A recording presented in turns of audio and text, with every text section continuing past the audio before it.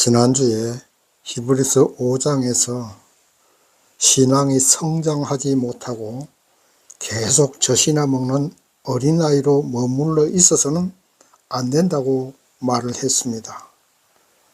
신앙은 계속 자라나야 됩니다.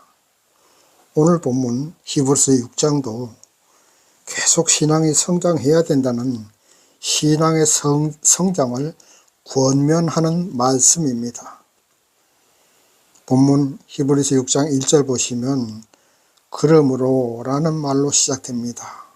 이 말씀은 예수님께서 친히 이 땅에 오셔서 하나님의 뜻대로 순종하는 모범을 보이셨으므로 그러므로 우리는 예수를 믿고 따르는 성도님들도 예수님처럼 하나님의 말씀에 순종하고 그 뜻에 따라서 사는 삶을 살아가는 믿음이 성장해서 그런 하나님의 뜻대로 살아가는 예수님처럼 장성한 믿음의 단계까지 나아가야 된다는 말씀입니다.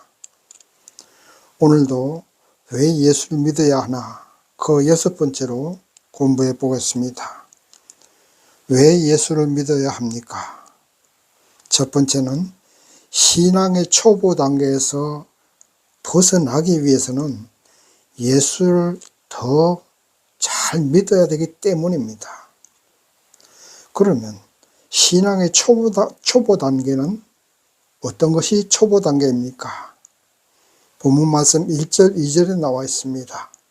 보시면 그러므로 우리가 그리스도의 초보를 버리고 죽은 행실을 회개함과 하나님께 대한 신앙과 세례들과 안수와 죽은 자의 부활과 영원한 심판에 관한 교훈의 틀을 다시 닦지 말고 완전한 데 나아갈지니라. 아멘. 네, 우리는 완전한 데 나아가는 신앙이 되어야 됩니다. 초보 단계에 머물러 있어서는 안 됩니다.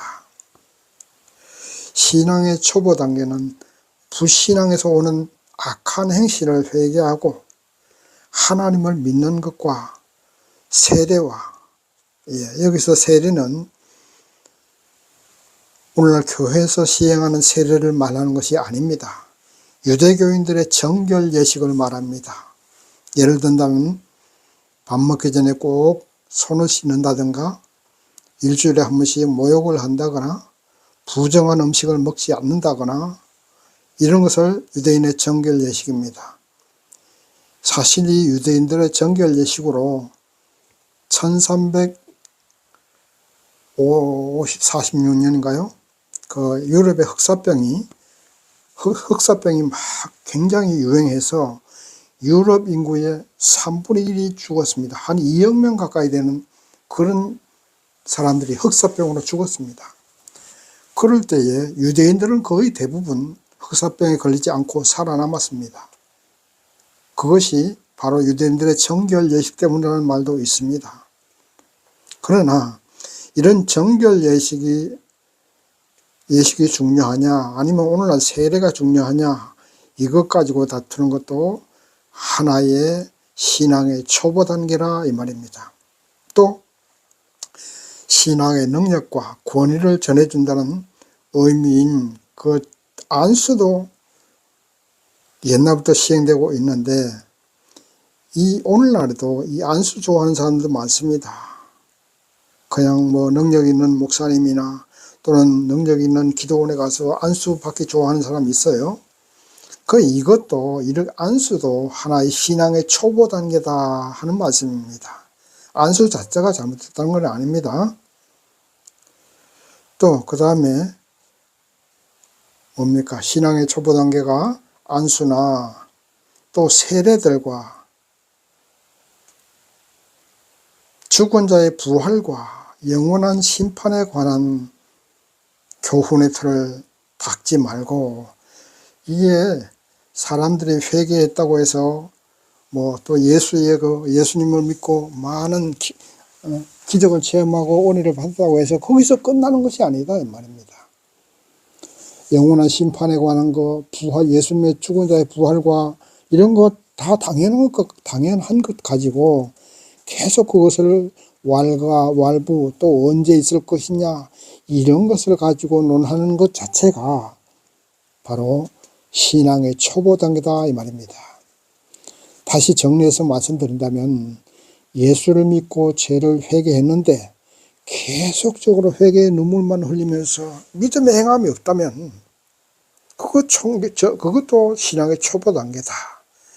유대교의 정결 예식으로 죄를 씻음 받는 것이냐 아니면 교회에서 시행하는 세례를 받아야 죄를 씻음 받는 것이냐 그런 문제로 논쟁하고 있거나 안수 받으려고 이 교회 저 교회 다니면서 소문난 기도원에 다니면서 목사님 찾아다니는 그런 신앙의 초보 단계에 머물러 있거나 부활과 심판이 언제 있을 것이냐 그 시기를 가지고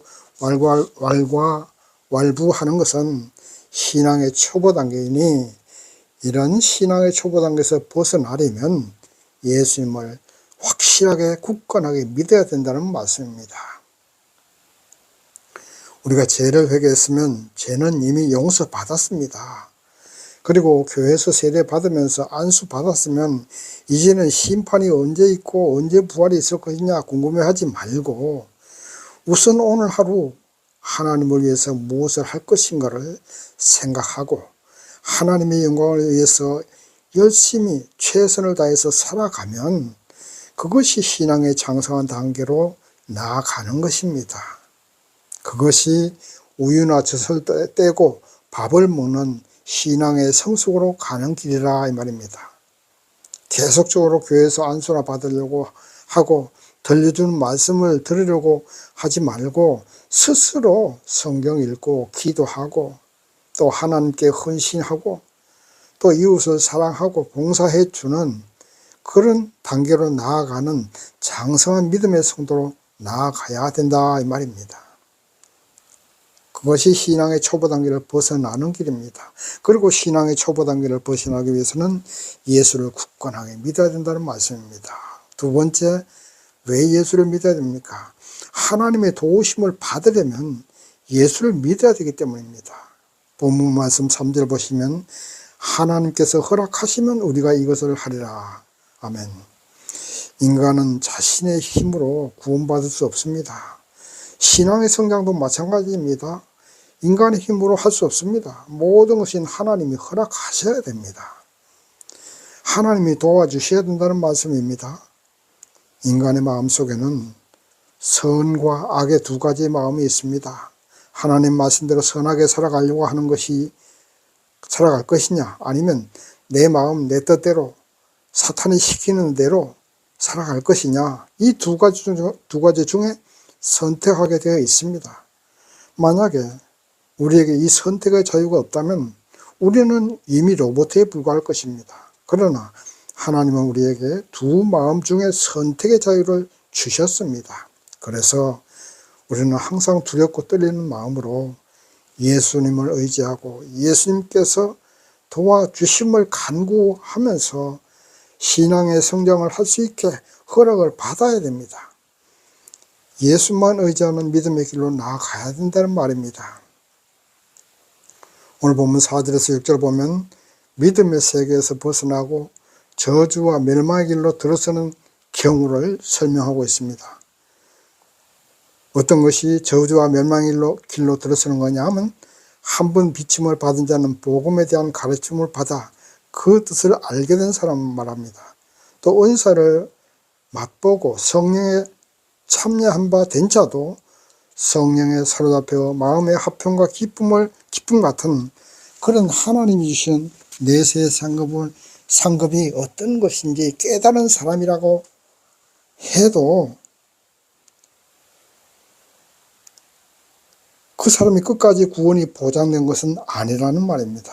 믿음 생활 잘하고 날마다 성령 충만 받은 사람이 어느 날 갑자기 예수를 배신하고 악하게 사는 경우가 종종 있습니다.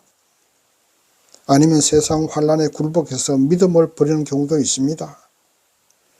하늘에서 똑같은 비를 내려주시는데 어떤 땅은 농부가 바라는 대로 채소와 열매를 풍성하게 맺는 그런 땅이 있는가 하면 반대로 가시와 엉겅퀴만 잔뜩 내는 그런 땅도 있습니다. 그러므로 우리는 예수를 믿는다고 고백하는 데서 끝나서는 안 됩니다. 성령의 은혜를 체험했다고 끝나는 것이 아닙니다. 잠시 방심하면 우리 마음속에 사단의 역사에서 가시와 엉겅퀴를 내는 마음, 사람들을 시험에 들게 하고 자신도 하나님께 버림받고 다른 사람까지도 믿음에서 떠나게 하는 가라지 같은 사람이 되고 맙니다. 예를 든다면 이스라엘의 초대왕 사울왕을 아시지요? 그는 불과 30세에 이스라엘 왕이 되었습니다. 처음에는 하나님을 두려워하는 그런 정치를 잘 했습니다. 하나님의 뜻에 순종하면서 하나님의 뜻대로 이스라엘을 잘 다스렸습니다. 그러나 왕의 역할을 오래 하다 보니까 타성해졌게 되고 하나님께 대한 믿음도 식었습니다. 무려 42년 동안 이스라엘을 다스리다 보니까 차츰 하나님의 자리에 자기가 앉게 되고 또 사람들의 관심이 다윗에게 쏠리고 다윗의 인기가 올라가니까 그만 다윗을 질투하다가 스스로 사망의 길로 걸어가고 하나님께 버림받는 길을 걸어가고 말았습니다. 권력의 자리에 앉으면 사리를 제대로 분별하지 못하게 되는 것 같아요. 오늘 우리나라 윤석열 대통령도 처음에는 잘했습니다. 차츰 가면서 오만방자해지고 자기 고집만 부리고 그것도 사람들의 인기가 한동훈한테 쏠리니까 그 한동훈을 질투해서 죽이려 하고 자기 마누라 살리려고 하다가 오늘날 저렇게 비참한 지경에 이르게 된 거 아닙니까? 의대 문제도 의사 정원 문제도 국회의원 선거 끝나고 올해부터 시행을 했더라면 국회의원들도 저렇게 야당이 많이 당선되지 않았을 것 같아요. 자기 마누라 그것도 좀 미리 사과하고 털고 나갔다면 아마도 3분의 2가 국민회의가 국회의원 됐을 겁니다. 그러면 오늘날 이런 지경이 안 돼요. 그런데 오만방자하고 자기 고집대로 하다 보니까 이렇게 된 겁니다. 섰다고 생각하면 넘어질까 조심하라고 했습니다. 신앙생활도 마찬가지입니다. 열심히 기도하고 20일 기도, 40일 금식 기도, 심야 기도, 새벽 기도해서 은혜 받고 기도에 응답 받았다고 끝난 것이 아닙니다. 그렇게 했다고 교만하거나 방심하면 사울왕처럼 되고 맙니다. 신앙생활은 1, 2년에 끝나는 것이 아닙니다. 주님 앞에 가는 그날까지 계속되는 겁니다.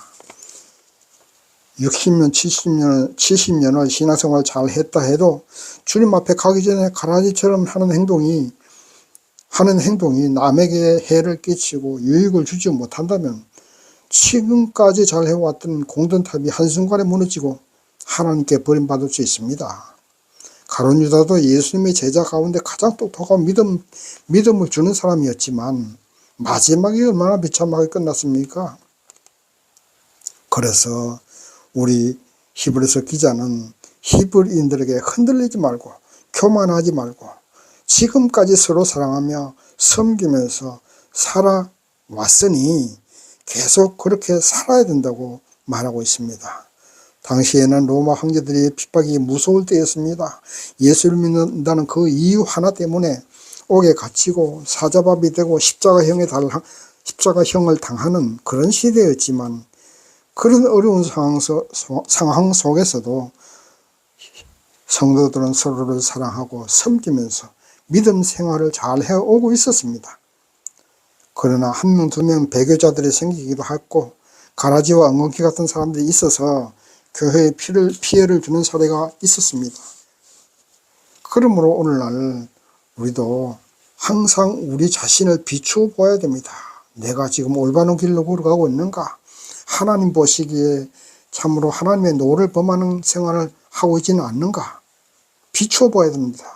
어떻게 비추어 보아야 됩니까? 교회 성도들이 나를 어떻게 보는가? 아니면 세상 사람들이 나를 어떻게 보는가를 한번 보십시오. 내가 다른 사람을 섬기고 봉사하고 사랑해주면 다른 사람들도 나를 사랑해주고 도우려고 하고 섬겨줄 것입니다. 그러나 사울왕처럼 잠시 신앙에서 벗어나고 악한 생활을 하면 그리고 이웃을 시기하고 질투하고 미워하면 그 시기, 질투, 미워함이 나에게 돌아오는 것입니다. 그래서 우리는 항상 우리 자신을 돌아보아야 되고 비추어 보아야 됩니다. 내가 하는 한마디 말이 다른 사람의 마음을 아프게 하지는 않는지 비추어 보십시오. 그 모든 것이 나에게 돌아오는 것입니다. 남을 사랑하는 것이 나를 사랑하는 것입니다. 남을 섬기는 것이 나를 섬기는 것이고 예수님을 섬기는 것입니다. 결국 우리는 스스로 알든지 모르든지 간에 항상 씨를 뿌리면서 삶을 살아가고 있습니다. 선한 씨를 뿌리면 내가 선한 열매를 거둘 것이고 악한 씨를 뿌리면 악한 열매를 거두게 되는 것입니다. 그러므로 나와 타인을 구분하지 마세요. 이웃이 나입니다. 교회 성도님들이 나입니다. 만나는 모든 사람이 나이고 그들을 섬기고 사랑하는 것이 나를 섬기고 사랑하는 것입니다. 그래서 어떤 도움을 주었다고 자부하거나 대가를 바라지 마세요. 결국 그 모든 대가는 우리 주 예수님께서 우리에게 보응해 주십니다. 하나님의 복을 받게 될 것입니다. 그러니 우리는 예수를 의지하고 예수님의 도우심을 받기 위해서는 예수를 믿어야 됩니다. 예수님 하나님 허락하시지 않으면 아무것도 할 수 없으니까 예수를 굳게 믿고 이렇게 살아갈 수 있도록 기도해야 됩니다. 예수를 믿는 믿음이 없이 그렇게 살아가는 거 쉽지 않습니다. 예수님은 하늘에도 계시지만 내가 만나는 모든 사람들이 예수님이라고 생각하십시오. 그들을 섬기고 사랑하고 도와주십시오. 그것이 곧 예수님을 사랑하는 것이고 나를 사랑하는 것입니다. 그것이 곧 예수를 섬기는 것이고 그 섬김으로 나의 삶이 풍성해지고 예수님께 복을 받게 되는 것입니다. 어떤 사람을 볼 때 나의 유익을 위해서 이용하려고 하지 마세요. 나를 위해 뭘 해주기를 바라지 마세요. 그 사람이 나에게 보답을 안 해준다 해도 예수께서 보상을 해 주실 것으로 열심히 하루하루 예수를 믿고 따르십시오. 그래서 우리는 예수를 굳건하게 믿어야 됩니다. 세 번째, 예수를 왜 믿어야 됩니까? 하나님께서 성경 말씀으로 맹세하고 보증하여 주셨기 때문에 예수를 믿어야 됩니다. 본문 말씀 17절 18절 보시겠습니다.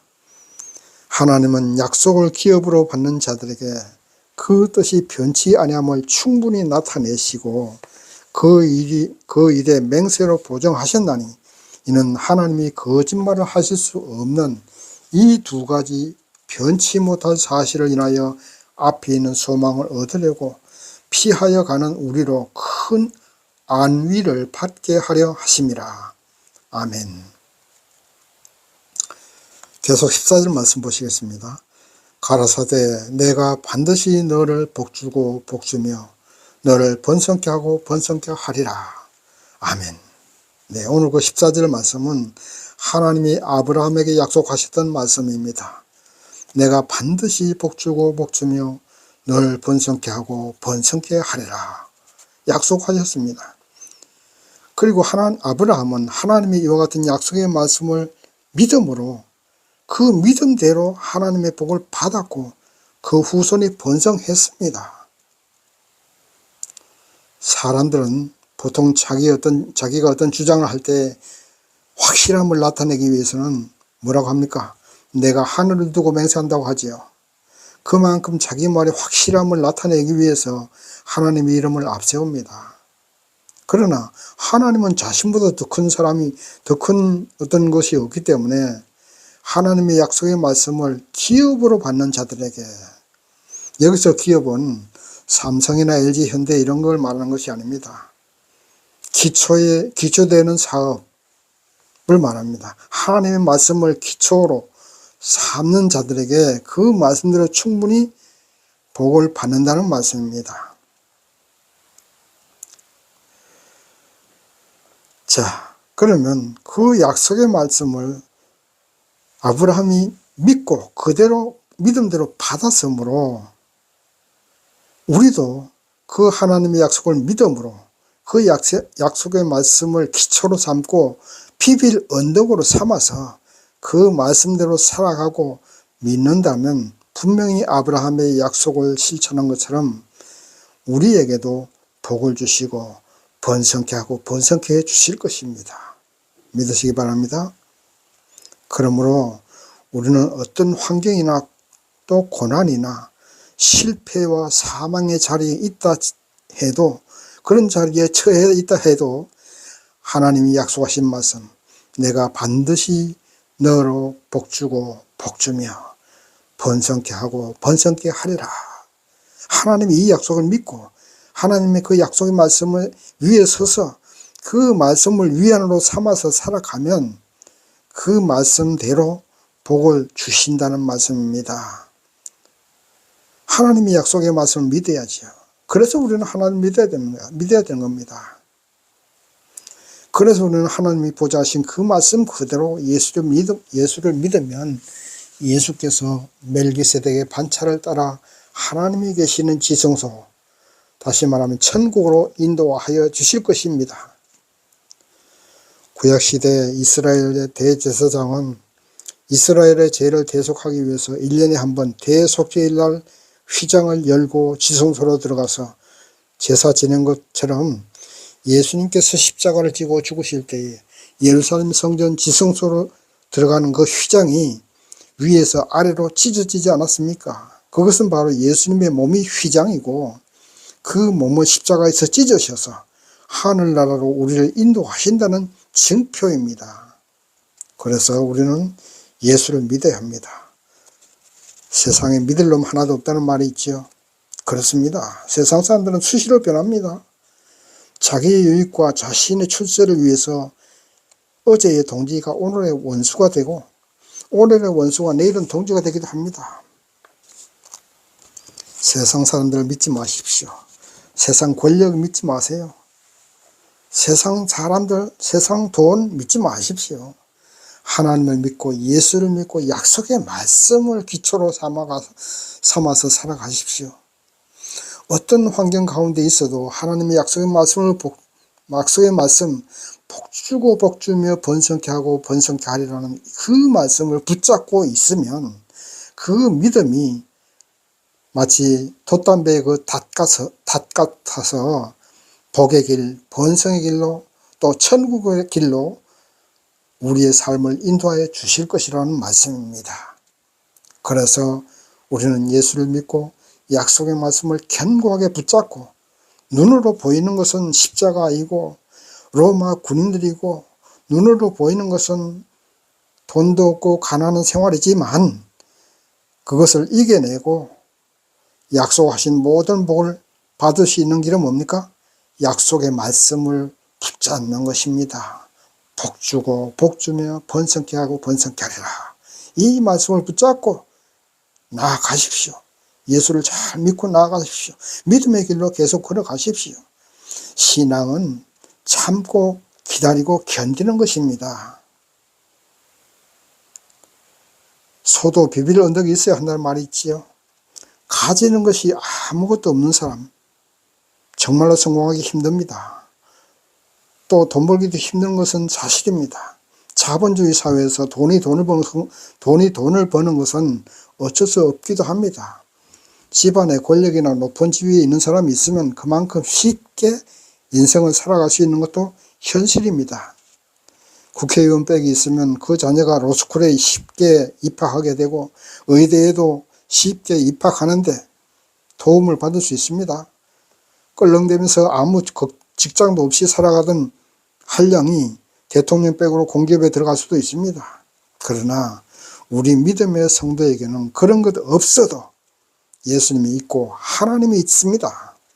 약속하신 말씀이 있습니다. 복주고 복주며 번성케 하고 번성케 하리라. 약속하신 그 말씀이 있습니다. 아브라함이 그 말씀을 믿음으로 약속하신 복을 받은 것처럼 돈이 없고 배경도 없고 돈도 없지만 없지만 비빌 언덕이 없어도 약속의 말씀만 있으면, 믿으면 그 믿음으로 하나님을 보고받을 수 있습니다. 믿으시기 바랍니다. 믿음이 가장 큰 재산이고, 믿음이 가장 좋은 뒷배경이고, 믿음이 가장 좋은 비빌 언덕입니다. 그래서 우리는 예수를 믿고 하나님의 약속의 말씀을 믿어야 됩니다. 말씀을 정리합니다. 믿음은 내가 하나님을 믿고 예수를 믿는 것입니다. 사람을 믿거나 세상을 우상을 믿어봐야 허사입니다. 능력 있는 기도, 능력 있는 목사님을 믿고 의지하는 것도 그것도 하나의 우상입니다. 믿음은 나와 하나님과 1대1의 관계입니다. 그래서 어떤 고난과 어떤 어려움 속에서도 예수를 믿으시기 바랍니다. 약속의 말씀을 믿고 그 말씀을 믿는 믿음의 위에서 하나님이 주시는 복을 바라보면서 살아가십시오. 눈에 보이는 것 없고 세상적으로 암담해도 아브라함처럼 믿음으로 하나님의 약속하신 복을 받을 수 있는 저와 여러분 되시기를 주님의 이름으로 축원합니다. 아멘.